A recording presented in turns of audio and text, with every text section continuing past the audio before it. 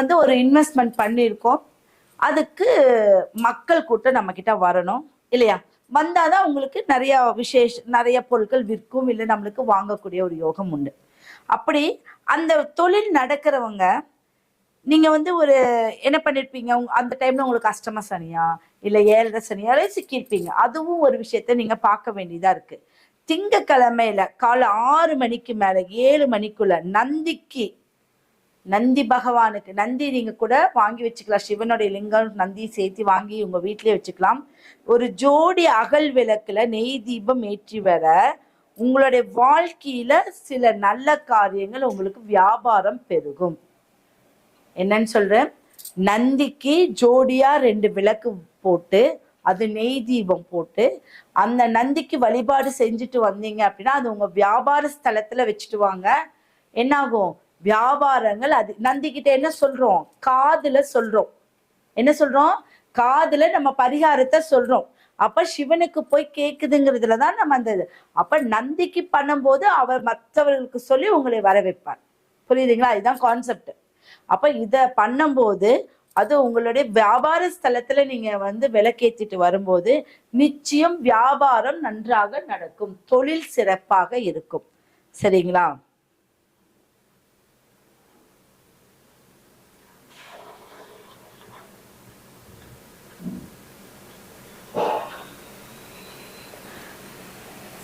இப்ப நம்மளுக்கு உடனடியா பலன் கிடைக்கணும். இப்ப பக்கத்துல உடனடியா பலன் கிடைக்கணும்னா ஒரு சிவன் ஆலயத்துல போனீங்க அப்படின்னா என்ன, வன்னி மரம், வில்வ மரமா இருந்தாலும் சரி, வன்னி மரமா, அது அந்த மரம் எங்க இருக்கு, அந்த மரத்தை 21 முறை வலம் வந்து நம்ம குறைகளை கூறிட்டீங்க அப்படின்னா நிச்சயம் உங்களுக்கு பலன் அளிச்சிடும்.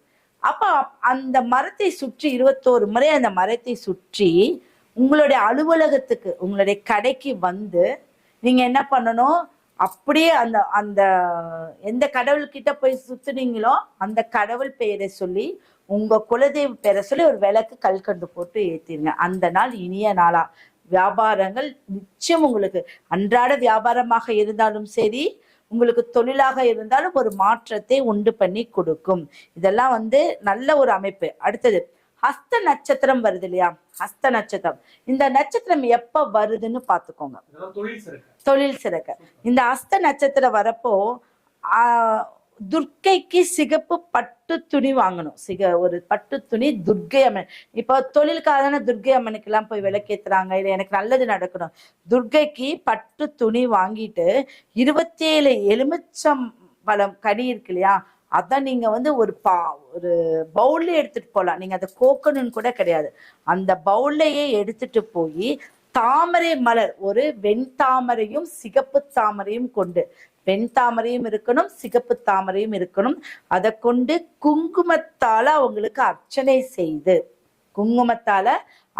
செய்து வந்தீங்க அப்படின்னா நிச்சயம் உங்களுக்கு தொழில் நன்றாக சிறக்கும். சொந்த தொழில் இல்ல உங்களுக்கு டெய்லி வியாபாரம், இந்த மாதிரி தொழில் சிறக்கிறதுக்கு அற்புதமான ஒரு பரிகாரம்.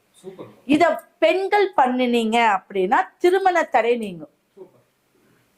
புரியுதுங்களா? இத பெண்கள் இப்படி மாத்தி பெண்கள் பண்ணீங்கன்னா நிச்சயம் திருமண தடையும் நீங்கும். எத்தனை பரிகாரங்கள் வந்திருக்கு, ஒரு 7-8 பரிகாரங்கள் வந்திருக்கு. சரிங்களா?